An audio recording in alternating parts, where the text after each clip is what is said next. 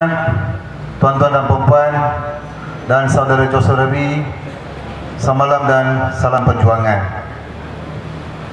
Saya bukan seorang yang arif tentang hukum hudud. Ustaz-ustaz dah terangkan. So tanggungjawab saya adalah senang saja. Moderator dah bagi saya apa pandangan bukan Islam dan juga menjadi kebimbangan masyarakat bukan Islam tentang hudud dan seterusnya pandangan peribadi. Sebelum saya nak sentuh tentang kebimbangan bukan Islam tentang hududnya, daripada wacana tadi daripada ustaz-ustaz ini yang kawan-kawan ini saja, so siapa yang menentang? Siapakah yang menentang hukum hudud? Adakah orang bukan Islam?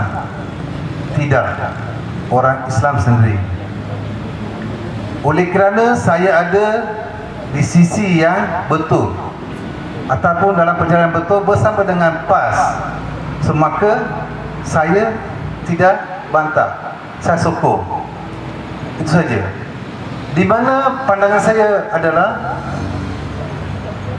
sekiranya tentang hudud orang Islam sendiri menolak dan menceritakan kepada orang bukan Islam, kita terpaksa terima kerana orang Islam sendiri yang menolak. So itu dari segi keseluruhan. Bimbingan dan bimbangan daripada bukan Islam, contohnya saya nak sentuh Mahkamah Syariah. Okey, Mahkamah Syariah. Bila Mahkamah Syariah kes-kes baru-baru ini, ada beberapa kes yang melibatkan bukan Islam, di mana kes sivil dan Mahkamah Syariah itu tidak seimbang. Dan juga kita kena ambil contoh yang baru-baru ini diluluskan di Negeri Sembilan, di mana memeluk Islam adalah ditentukan oleh Tuhan Allah. Okay, hidayah itu daripada Tuhan Allah. So di mana seseorang itu bukan Islam, bila dia memeluk Islam, bagi yang bukan Islam, bagi saya itu harus ataupun wajib kita kena beritahu pada keluarga dia. Tak perlu kita tutup dalam kafe ke apa tu. So kita kena bagi tahu pada keluarga, pasal itu adalah hak individu dan juga hidayah daripada Tuhan Allah. Dan juga bila kita balik pada hukum hudud yang mengatakan, ada yang mengatakan hukum hudud itu adalah dahsyat, itulah, saya tak terima. Kalau kita dari segi agama Hindu sebelum British, kenapa saya nak libatkan zaman British dengan sekarang? Orang-orang barat yang mengkacau ataupun menukar minda kita, agama-agama utama, saya boleh katakanlah agama-agama utama semuanya berasal daripada Asia. So persamaan di antara kebudayaan itu ada banyak persamaan. So bila sebelum itu agama Hindu pun kita ada hukum hudud, di mana kita panggil purana. So ada juga hukum di mana seorang suami meninggal, katakan seorang suami meninggal, isteri bukan terpaksa, dia wajib dia kena bakarkan diri. Maksudnya bila mayat suami dia kena bakarkan, isteri itu kena dengan rela hati, dia pun kena bakarkan diri dalam mayat itu bersama. Dan juga pada masa sekarang masih berlaku di India, mungkin yang kampung-kampung hulu masih ada lagi. So adakah kalau banding dengan hukum hudud, itu lagi kejam lagi kan? So bila hukum hudud, penerangan, bagi saya penerangan pada bukan Islam, bila dengar aja hukum hudud, potong tangan. Tapi apa yang saya tahu, di Arab Saudi dalam masa 26 tahun tak sampai 16 orang yang potong tangan. Dan juga hukum hudud adalah satu hukum yang memberi pendidikan, bukan memberi hukuman. Dan juga ada banyak soalan-soalan daripada bukan Islam, kenapa kita nak memberi hukuman, dikayal orang ramai. Ada sebab-sebab dia. So saya minta ataupun saya harap daripada orang-orang Islam sendiri, biar diorang jangan bantah. Ini adalah hukum Tuhan Allah sendiri. So bila tidak ada penerangan dan kefahaman, bila orang sendiri, agama Islam sendiri menolak, apatah lagi yang bukan Islam, yang kurang faham, yang tidak nak ambil tahu tentang hukum wuduk, dia pun terikut-ikut. So itu satu punca daripada pandangan saya. Dan juga kita balik pada, dan tadi apa ni, daripada British yang kita orang-orang barat, biasalah kita kaitkan orang-orang barat. Bila kita buat kajian ataupun saya tanya-tanya dengan kawan-kawan saya, hukum wuduk tu sebelum British tu memang seperti mana Ustaz kata tahun 1300 masih sudah ada. Kenapa sekarang orang bantah?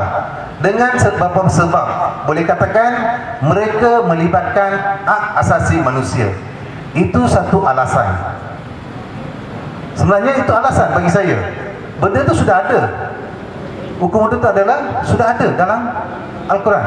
So sudah ada. Benda itu kerana bila hak asasi, dia bagi macam, bagi saya dia bukan alasan. Dia macam semuanya betul. Itu adalah boleh katakan satu taktik kotor yang dimainkan oleh orang-orang barat.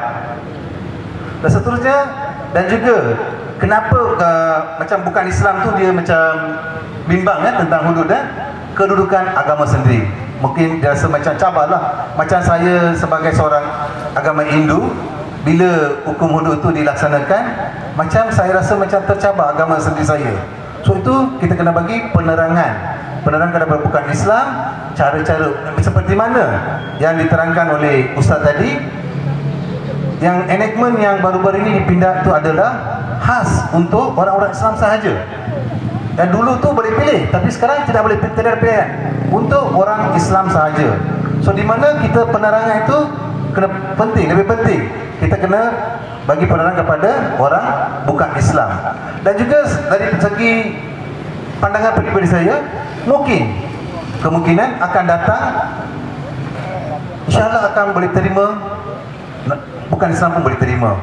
Okey, contoh-contoh yang saya nak highlight di sini adalah, okey, sekarang pada masa sekarang di Kelang sendiri, siang hari orang masuk curi. Okey, katakan kita hukum wuduk, kita potong tangan. Adakah pada masa sekarang, walaupun di Selangor ataupun di negara ini tidak ada hukuman hudud, adakah saudara-saudara kita ataupun ada di kalangan tuan-tuan dan puan-puan yang tidak ada kehilangan apa, tangan ke kaki ke disebabkan oleh penyamut? Ada juga kan? So ada, walaupun tidak ada hukuman hudud pun benda tu terjadi. Benda tu berlaku, setiap hari berlaku. Kecurian dan macam-macam berlaku. Dan juga tentang hukum hudud, yang apa yang saya rasa saya boleh terima adalah benda-benda adalah untuk kebaikan, kebaikan untuk semua, walaupun khususnya pada orang Islam, di mana sesuatu hudud ataupun sesuatu peraturan ataupun yang implement daripada Tuhan Allah sendiri adalah lebih baik daripada ciptaan manusia. Contohnya kita boleh katakan macam GST apa saja, undang-undang yang dicipta oleh manusia kita boleh tukar. Kalau hari ini suka adakan 6% GST, kalau besok rasa tak okey, kita boleh kurangkan ataupun boleh habiskan. Tetapi hukuman ini adalah hukuman hudud daripada Tuhan Allah, itu kita tidak boleh. Dan juga dari segi pelaksanaan, tuan-tuan dan puan-puan, dari segi pelaksanaan mengambil masa. Dan juga saya kurang faham dan juga pelik dengan, saya minta maaf menggunakan perkataan ini, pelik dengan orang-orang Islam sendiri yang membantah, yang tidak menyokong hukum. Kenapa? Adakah orang bukan Islam yang menentang? Tidak. Orang Islam orang bukan Islam itu menentang itu betul hak dia, mungkin ini. Tapi yang menentang itu ni, dari segi population penduduk di negara Malaysia 60% adalah orang Islam. Dan enactment ini kena dibentangkan di parlimen, dikeluarkan. Dan jika kita balik pada kanun apa ni, kanun hukum wuduk di Kelantan, 99% adalah orang Islam dan juga telah diluluskan oleh DUN. So So saya di sini tak nampak kenapa masih ada bukan Islam dan juga Islam menentang hukum hudud di Kelantan, tuan-tuan dan puan-puan. Dan juga kena ada satu jaminan daripada kerajaan, di mana pelaksanaan seperti mana Ustaz tadi bagi tahu kan, ini hukum ini adalah untuk orang Islam saja. So kena bagi satu jaminan secara bertulis ataupun dibentangkan dalam rangka undang-undang di Parlimen, tidak akan dilaksanakan pada bukan Islam. Tetapi sekiranya yang bukan Islam tu nak terima, nak guna pakai kuda tu, kita alu-alukan.